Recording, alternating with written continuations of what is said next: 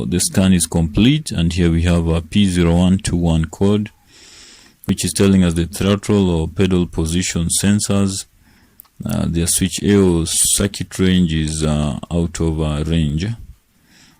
These basically means, in layman's tongue, there is a problem with the throttle position sensor or the accelerator pedal position sensors. Now, some of the causes of the P0121 DTC are poor connections at the throttle position sensor, open or short circuits, dirty throttle body, damaged faulty throttle body, or damaged throttle position sensors. And these are the symptoms of it. You have all those symptoms, but while you're trying to rectify this problem or solve it, you may want to start with the order of the causes that I've listed there before.